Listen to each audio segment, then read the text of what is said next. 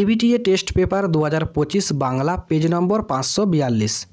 জ্ঞানচক্ষু গল্পটি লিখেছেন আশাপূর্ণা দেবী। বলতে গেলে ছেলে দুটো সবই একই রকম। নদের চাঁদ কদিন নদীকে দেখেনি, 5 দিন। চিকিৎসিমু প্রাণপণ কৃপা করো নিরঞ্জন।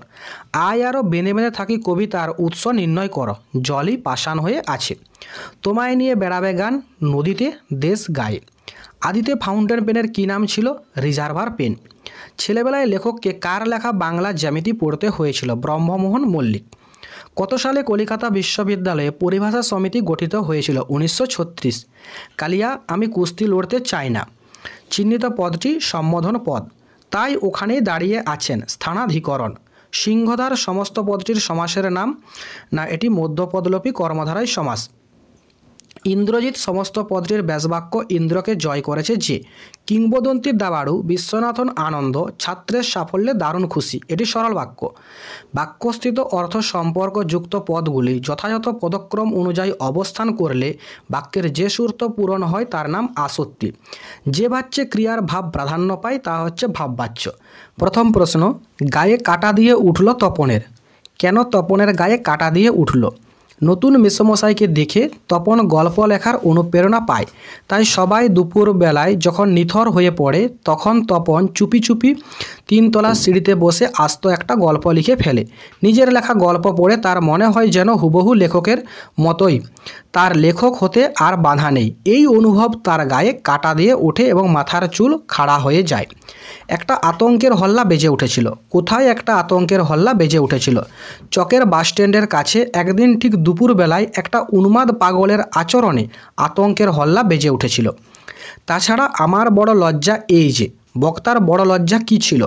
অপূর্বর বড় লজ্জা এই যে পুলিশের বড় কর্তা নিমাইবাবু অপূর্বর পিতার বন্ধু, তিনি একদিন তার চাকরি করে দিয়েছিলেন। হোলির দিনের পড়ন্ত বিকেল, এই সময় কি হচ্ছিল? হোলির দিনের পড়ন্ত বিকেল বেলায় ছেলেরা খেলছিল। বলছে বসিয়া সে প্রতিদিন নদীকে দেখে। সে কোথায় বসে প্রতিদিন নদীকে দেখে? নদীকে দেখে নদের চাঁদ তার কর্মক্ষেত্র থেকে মাইল খানেক দূরের নদীটিকে প্রতিদিন দেখত, কারণ এমনই এক নদীর ধারে তার শৈশব কেটেছিল। তো প্রশ্নটা এভাবে লিখতে হবে যে বসিয়া সে প্রতিদিন নদীকে দেখে, সে কোথায় বসেছিল? সে ব্রিজের ধারক স্তম্ভের উপর বসেছিল। নেক্সট প্রশ্ন, পাঠ্যাংশের অন্তর্গত কোন কবিতাটি নবারুণ ভট্টাচার্যের তর্জমা?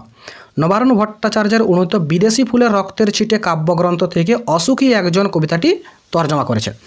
কালো ঘোমটার নিচে কথাটির অন্তর্নিহিত অর্থ কী? অন্তর্নিহিত অর্থ হলো আদিম অরণ্যের অন্ধকারে। ইন্দিরা সুন্দরী উত্তরিলা। ইন্দিরা সুন্দরীকে দেবী লক্ষ্মী। আমি এখন হাজার হাতে পাই, এটির অর্থ লেখো। হাজার হাতে পায়ে বলতে কবি বহু মানুষের সঙ্গবদ্ধভাবে প্রতিবাদী হওয়ার কথা বলেছেন।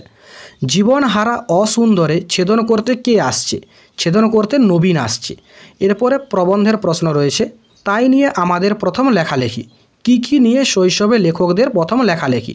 বাঁশের কলম, মাটির দোয়াত, ঘরে তৈরি কালি এবং লেখার জন্য কলা পাতা, এগুলি নিয়েই শৈশবে লেখকের প্রথম লেখালেখি ছিল।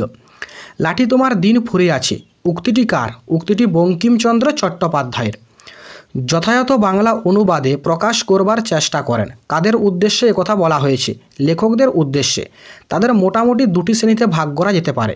কাদের উদ্দেশ্যে লেখকের এই মন্তব্য? বাংলা ভাষায় বিজ্ঞান প্রবন্ধে প্রাবন্ধিক রাজশেখর বসুর মতানুযায়ী বাংলা গ্রন্থ যাদের জন্য লেখা হয় তাদেরকে 2টি শ্রেণীতে ভাগ করা যায়। 1, যারা ইংরেজি জানে না বা অতি অল্প জানে, আর 2, যারা ইংরেজি জানে। এরপরে ব্যাকরণের প্রশ্ন, নিরপেক্ষ কর্তার উদাহরণ দাও। সূর্য উঠলে পদ্ম ফুটে। নির্দেশককে পদাশ্রিত বলা হয় কেন? কেননা বাক্যের পদাশ্রিত চিহ্ন একবচন বা বহুবচনকে স্পষ্ট করে তোলে, তাই নির্দেশককে পদাশ্রিত বলা হয়। কুম্ভের ন্যায় কর্ণ যার সমান কুম্ভকর্ণ, এটি বহুব্রী সমাস। সপ্ত অহের সমাহার সমান সপ্তাহ, এটি সমাহার দ্বিগু সমাস। বর্জশিখার মশাল জেলে আসছে ভয়ঙ্কর। বর্জশিখার মশাল জ্বলছে এবং ভয়ঙ্কর আসছে। এ বিষয়ে সন্দেহ ছিল তপনের, বাক্যটিকে নেতিবাচক বাক্যে। এ বিষয়ে নিঃসন্দেহ ছিল না। চিরদিন নদীকে সে ভালোবাসিয়াছে, কর্মবাচ্যে পরিবর্তন করো। চিরদিন নদীকে তার ভালোবেসেছে। কর্ম কর্তৃবাচ্যের একটি উদাহরণ দাও। ঘণ্টা বাজে। অনুজ্ঞাসূচক বাক্য কাকে বলে? যে বাক্যে আদেশ, অনুরোধ, উপদেশ, মিনতি, নিষেধ, পরামর্শ ইত্যাদির অর্থ প্রকাশিত হয় তাকে অনুজ্ঞাসূচক বাক্য বলে।